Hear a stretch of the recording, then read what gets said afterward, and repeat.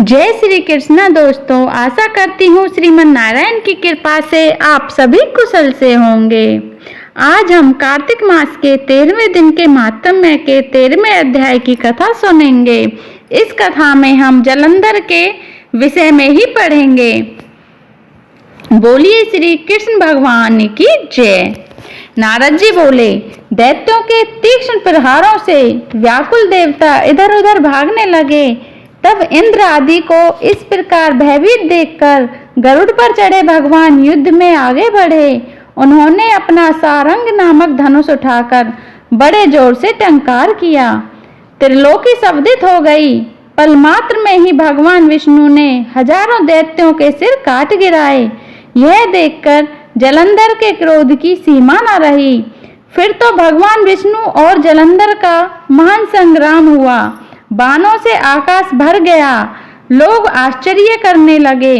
भगवान विष्णु ने अपने बाणों के वेग से उस दैत्य की ध्वजा, छत्र और धनुष बाण काट डाले तथा एक बाण से उसकी छाती में प्रहार किया। इससे व्यथित हो उसने अपनी प्रचंड गदा उठा गरुड़ के मस्तक पर दे मारी। गरुड़ पृथ्वी पर गिर पड़ा। साथ ही क्रोध से उस दैत्य ने होठ काटे और भगवान विष्णु की छाती में भी एक तीक्ष्ण बाण मारा। इसके उत्तर में भगवान विष्णु ने उसकी गदा काट दी और अपने सारंग धनुष पर बाण चढ़ा चढ़ाकर उसको बींधना आरंभ किया। जलंधर भी उन पर अपने पैन बाण बरसाने लगा। उसी समय जलंधर ने भगवान विष्णु को कई पैने बाण मारकर वैष्णव धनुष को काट दिया। धनुष कट जाने पर भगवान ने गदा ग्रहण कर ली और शीघ्र ही जलंधर को खींचकर मारी भी, परंतु उस अग्निवत अमोघ गदा की मार से वह भी चलायमान न हुआ और मद उन्मत्त हाथी के समान उसे यानी गदा की मार को फूल की माला ही जाना। साथ ही उस युद्ध दुर्मद ने अत्यंत ही क्रुद्ध होकर एक अग्निमुख त्रिशूल उठाकर विष्णु पर छोड़ दिया। भगवान विष्णु ने शिव के चरणों का सिमरन कर नंदक नामक त्रिशूल से उसके त्रिशूल को छेद दिया। जलंधर ने झटक कर भगवान विष्णु की छाती में एक मुष्टिक मारा। उसके उत्तर में भगवान विष्णु ने भी उसकी छाती पर अपनी मुष्टिका का प्रहार किया।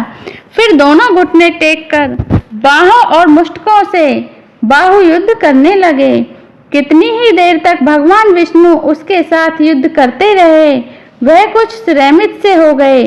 तब सर्वश्रेष्ठ मायावी भगवान उस दैत्य राज से मेघवाणी में बोले, हे रण दुर्मम दैत्य श्रेष्ठ, तू धन्य है जो इस महायुद्ध में इतने बड़े आयुधों से भी भयभीत ना हुआ। तेरे इस युद्ध से मैं बड़ा प्रसन्न हूँ। तू जो चाहे मांग, मैं अदेय वस्तु भी आज तुझको दे दूंगा। मायावी भगवान विष्णु की ऐसी वाणी सुनकर जलंधर ने कहा, हे भावुक, यदि आप मुझ पर प्रसन्न हैं तो वह वर दीजिए कि आप मेरी बहन के साथ तथा अपने सारे कुटुंबियों सहित मेरे घर पर निवास करेंगे। नारद जी कहते हैं, उसके ऐसे वचन सुनकर भगवान विष्णु को खेद तो हुआ, किंतु उसी क्षण उन देवेश ने तथास्तु कह दिया।